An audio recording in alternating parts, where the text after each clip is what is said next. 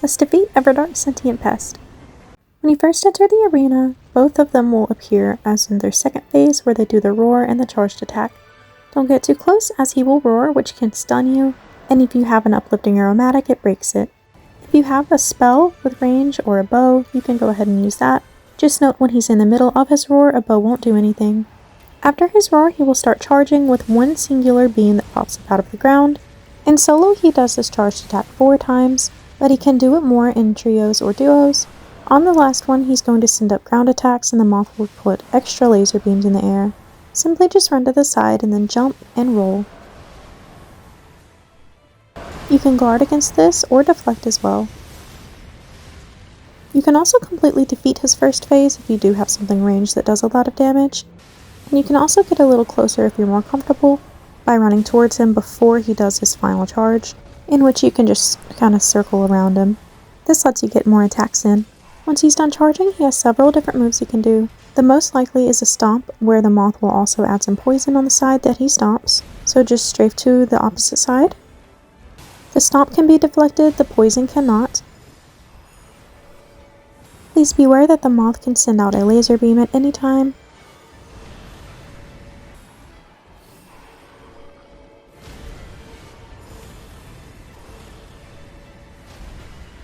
The next attack is like a double lunge that he does, so for this just dodge forward or to the sides. And if you stay kind of behind him, you can do some attacks and get some good damage in. Next he'll stand up really tall and then slam his front end down. Simply just go behind him at the base of the tail and he will miss you completely.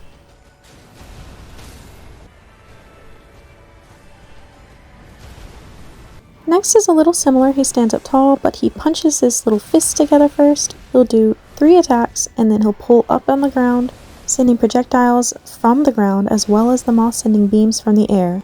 To avoid this, just dodge behind the big one and try to stay under his tail for the laser beams. They'll usually just hit the tail instead of you.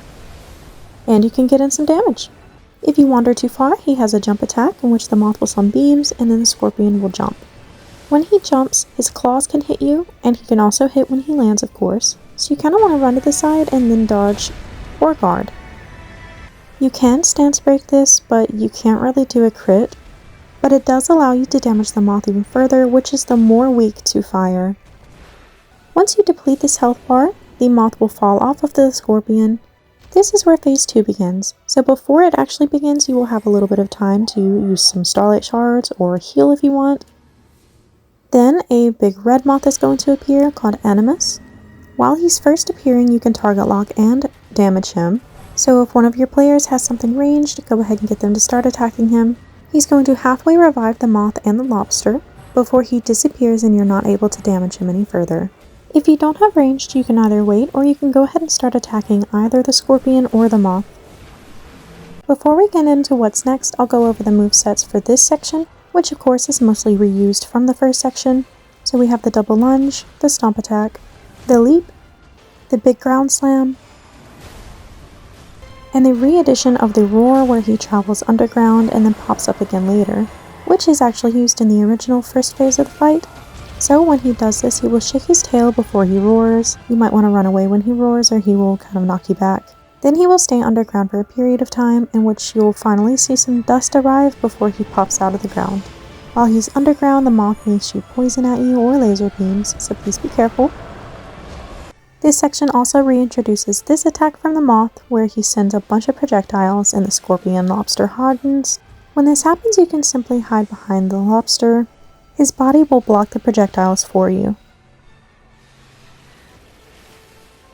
They do like to tag team if you're in solo, so please be careful and keep an eye out for both. Try and stay on the side of the scorpion lobster where you're away from the moth. That way the projectiles will hit him instead of you. If you get poisoned, a little hatchling parasitic thing pops up on your head and you will slowly take poison damage. If you're playing in solo, this kind of sucks, but if you're playing with a teammate, they can hit it off of you, leaving you poisonless. Everything except for the poison is deflectable.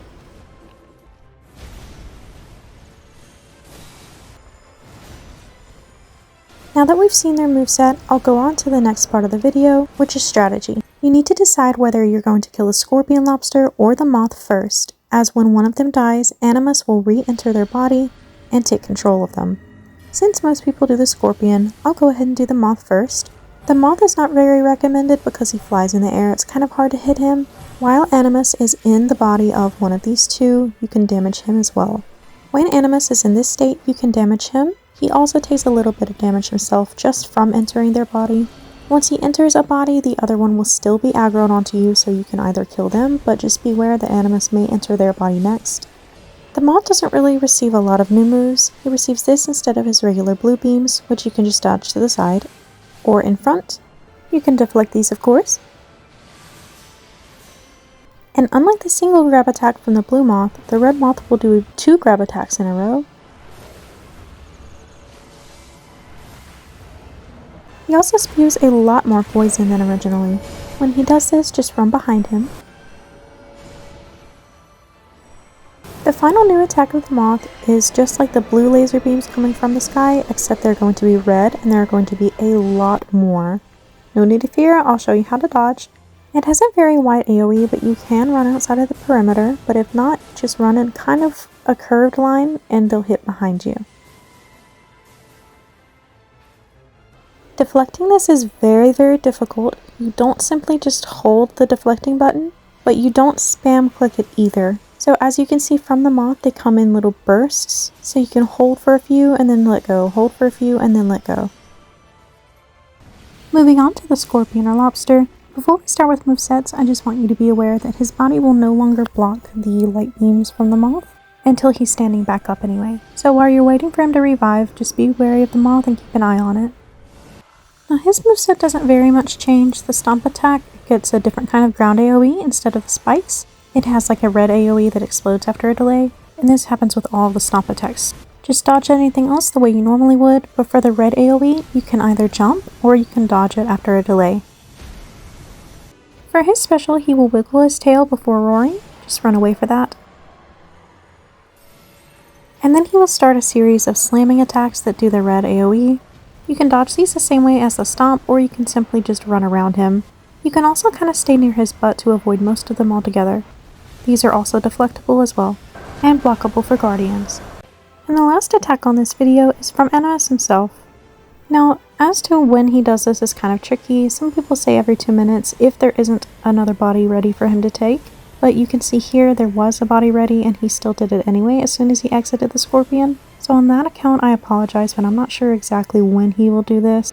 But you will be able to tell because he'll start doing a swirly move and you'll see some little things around his body. Simply just run. It has a very big AoE, but you can still outrun it. Just beware, once they stop, there is an even bigger one coming, so just run as far away from that one as you possibly can. It does a lot of damage and will stun lock you. So let's go ahead and recap. Once you defeat the first health bar, 3 health bars will appear. Animus will revive the scorpion and the moth. He will enter the first body of the first deceased animal.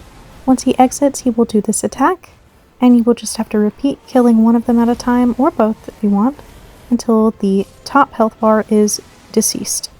So, thank you for watching, good luck, and have a great day!